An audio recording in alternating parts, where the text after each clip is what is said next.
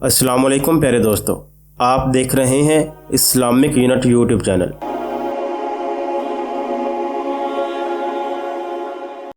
پیارے دوستو، حضرت عمر رضی اللہ تعالیٰ عنہ کے اسلام قبول کرتے ہی کفار مکہ نے مسلمانوں پر مزید سختیاں اور پابندیاں عائد کر دیں۔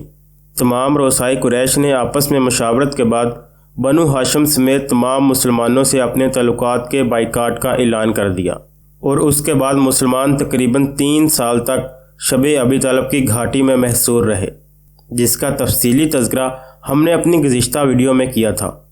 پیارے دوستو، آج کی اس ویڈیو میں ہم آپ کو ایک ایسے سفر کے بارے میں بتائیں گے جو نہ صرف ایک شخص کی زندگی کی تبدیلی کا باعث بنا، بلکہ پوری امت مسلمہ کے لیے ایک مشعل راہ ثابت ہوا۔ پیارے دوستو، یہ ہے عام الحزن کا دور، جب ایک عظیم شخصیت نے اپنے پیاروں کو کھو دیا اور پھر ایک نئی امید کی تلاش میں طائف کا رخ کیا۔ طائف کے سفر میں جہاں انہیں اہل طائف کی گستاخیوں کا سامنا کرنا پڑا، وہیں ان کے صبر و استقامت کی داستانیں بھی رقم ہوئیں، اور پھر اس کے بعد مکہ کی طرف واپسی ہوئی، جہاں سے ایک نئے دور کا آغاز ہوا۔ پیارے دوستو، تو تیار ہو جائیں ایک ایسے سفر کے لیے جو آپ کو حیرت، سبق اور ایمان کی نئی جہتوں سے روشناس کرائے گا۔ دیکھتے رہیں، سنتے رہیں اور سیکھتے رہیں صرف اسلامک یونٹ پر۔ پیارے دوستو، جب حضرت صلی اللہ علیہ وسلم شب ابی طالب سے نکلتے ہیں تو نبوت کا 10واں سال شروع ہو چکا تھا۔ قیاس یہ چاہتا تھا کہ اب مسلمانوں کے ساتھ قریش کی طرف سے رعایت اور نرمی کا برتاؤ ہوگا، مگر نہیں، مسلمانوں کی محنتیں اور حضرت صلی اللہ علیہ وسلم کے مصائب اور بھی زیادہ بڑھ گئے، اور جلد ہی ایسے حالات پیش آئے کہ اس سال کا نام ہی عام الحزن یعنی غموں کا سال پڑ گیا۔ رجب کے مہینے میں ابو طالب، جن کی عمر اس وقت 80 سال سے زیادہ تھی، وہ بیمار ہو کر فوت ہو گئے۔ ابو طالب کے فوت ہوتے ہی کفار مکہ یعنی دشمنان دین کی ہمتیں اور زیادہ بڑھ گئیں۔ ابو طالب ہی ایک بااثر اور بنی ہاشم کے ایک ایسے سردار تھے جن کا سب لحاظ کرتے اور ان سے ڈرتے تھے۔ ان کے مرتے ہی بنی ہاشم کا رعب و اثر جو مکہ میں قائم تھا وہ باقی نہ رہ سکا۔ قریش نے حضرت صلی اللہ علیہ وسلم کو ستانے اور نقصان پہنچانے کے لیے میدان خالی پا کر آزادانہ اور بے باکانہ مظالم کا سلسلہ جاری کر دیا۔ اسی سال حضرت ابوبکر صدیق رضی اللہ تعالیٰ عنہ نے بھی مظالم قریش سے تنگ آ کر ہجرت کا ارادہ کیا اور مکہ سے نکلے۔ راستہ میں 4 منزل کے فاصلہ پر برک العماد کے پاس قبیلہ کارا کے سردار ابن الدغنہ سے ان کی ملاقات ہوئی۔ ابن الدغنہ نے پوچھا، ابو بکر کہاں جاتے ہو؟ تو اس پر حضرت ابوبکر صدیق رضی اللہ تعالیٰ عنہ نے جواب دیا کہ مجھے میری قوم نے اس قدر ستایا ہے کہ میں نے اب ارادہ کیا ہے کہ مکہ سے نکل کر کسی دوسری جگہ جا کر رہوں اور اپنے رب کی عبادت کروں۔ ابن الدغنہ نے کہا کہ آپ تو ایسے شخص ہیں، نہ آپ کو خود مکہ سے نکلنا چاہیے، نہ آپ کی قوم کو یہ گوارا ہونا چاہیے کہ آپ مکہ سے نکلیں۔ میں آپ کو اپنی پناہ میں لیتا ہوں، آپ واپس چلیے اور مکہ ہی میں اپنے رب کی عبادت کیجیے۔ چنانچہ حضرت ابوبکر صدیق رضی اللہ تعالیٰ عنہ مکہ میں واپس آئے۔ ابن الدغنہ نے رؤسائے قریش کو جمع کر کے بہت شرمندہ کیا اور کہا کہ تم ایک ایسی نیک صفات والے شخص کو نکالتے ہو جس کا وجود کسی قوم کے لیے موجب فخر ہو سکتا ہے۔ حضرت ابوبکر صدیق رضی اللہ تعالیٰ عنہ نے اپنے مکان کے آنگن میں ایک چھوٹا سا چبوترا بطور مسجد کے طور پر بنا لیا۔ وہیں پر قرآن مجید پڑھا کرتے اور عبادت الہی میں مصروف رہا کرتے۔ ان کی قرآن خوانی کی آواز کا اثر محلہ کی عورتوں اور بچوں پر بہت ہوتا تھا۔ قریش کو یہ بھی بات گوارا نہ ہوئی اور ابن الدغنہ نے منع کیا تو حضرت ابوبکر صدیق رضی اللہ تعالیٰ عنہ نے فرمایا کہ میں تمہاری پناہ سے نکلتا ہوں اور اپنے اللہ تبارک و تعالیٰ کی پناہ کو کافی سمجھتا ہوں، مگر میں قرآن خوانی کو ترک نہیں کر سکتا۔ پیارے دوستو، حضرت ابو طالب کی وفات کے تقریباً 2 ماہ بعد رمضان سن 1090 میں حضرت خدیجہ الکبریٰ رضی اللہ تعالیٰ عنہ کا بھی انتقال ہو گیا۔ حضرت خدیجہ رضی اللہ تعالیٰ عنہ سے آپ صلی اللہ علیہ وسلم کو بڑی محبت تھی۔ وہ حضرت صلی اللہ علیہ وسلم کی تمام مصائب و تکالیف میں رفیق تھیں۔ سب سے پہلے وہی آپ پر ایمان لائی تھی۔ انہوں نے ہمیشہ آپ کی ہمت بندھائی اور مصیبتوں میں آپ کو تسلی دی۔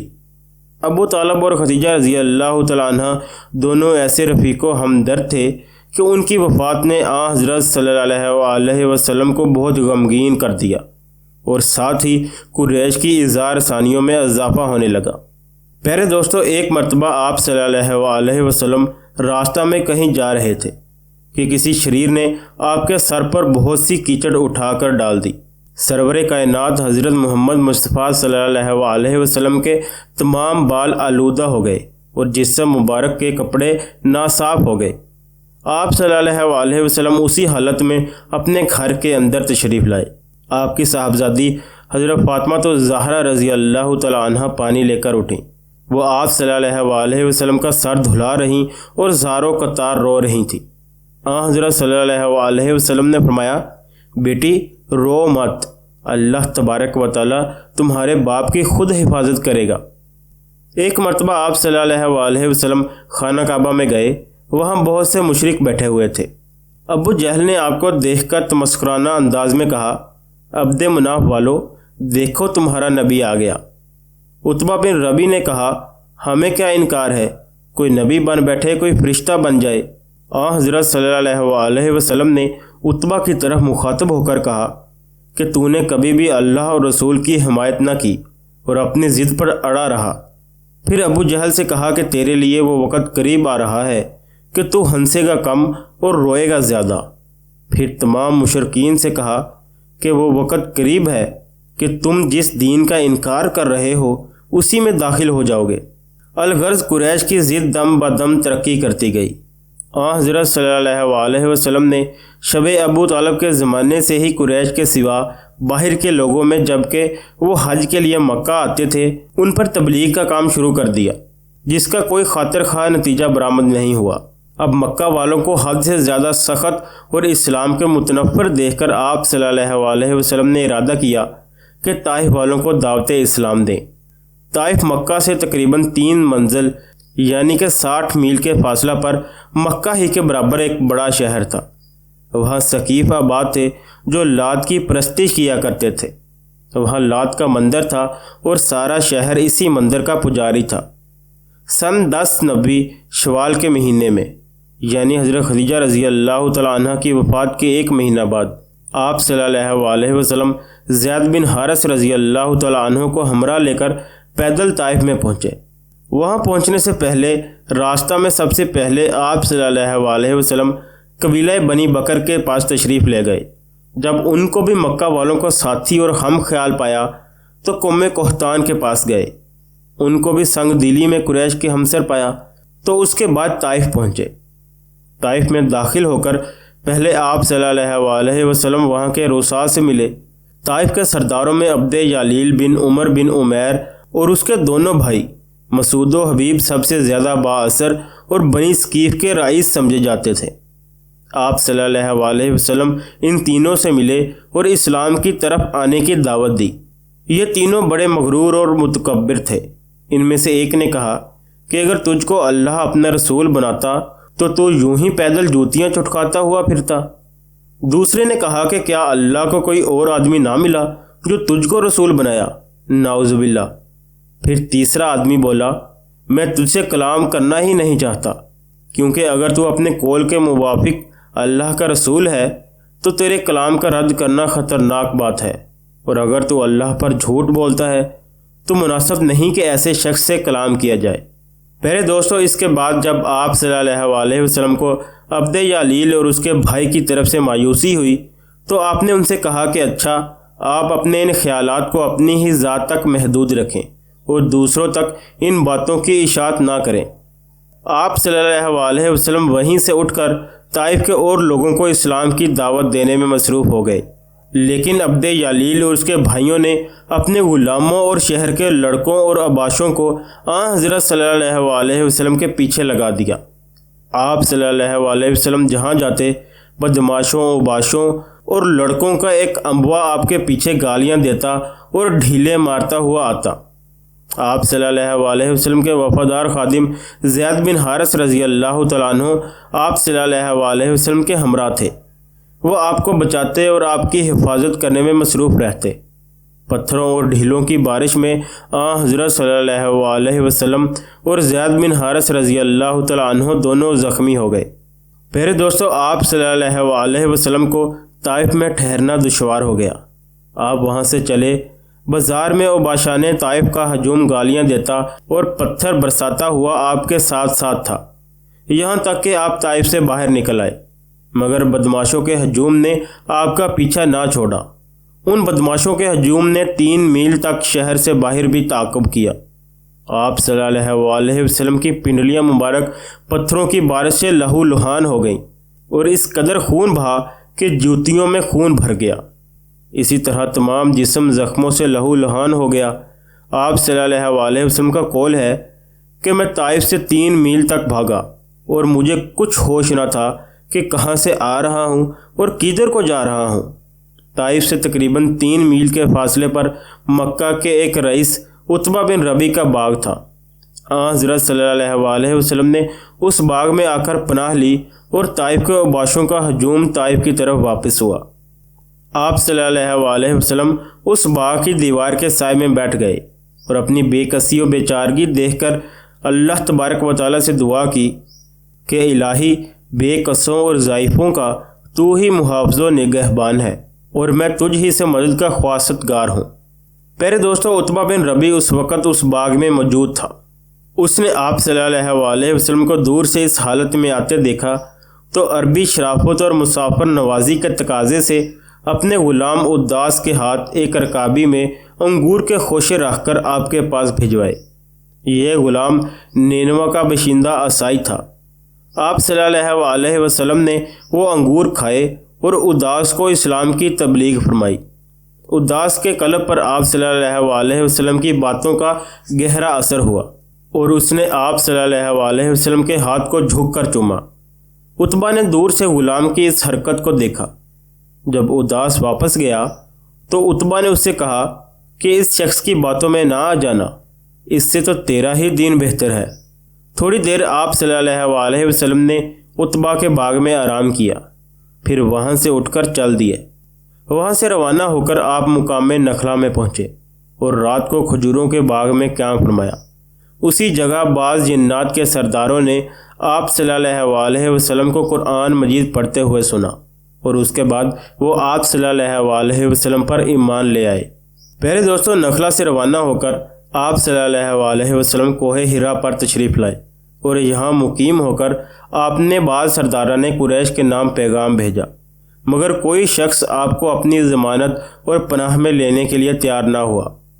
مطعم بن عدی کے پاس جب آپ کا پیغام پہنچا تو وہ بھی اگرچہ مشرک اور کافر تھا، مگر عربی شرافت اور قومی حمیت کے جذبہ سے متاثر ہو کر فوراً اٹھ کھڑا ہوا اور حضرت صلی اللہ علیہ وسلم کے پاس سیدھا کوہ ہرا پر پہنچ کر اور آپ صلی اللہ علیہ وسلم کو اپنے ہمراہ لے کر مکہ میں آیا۔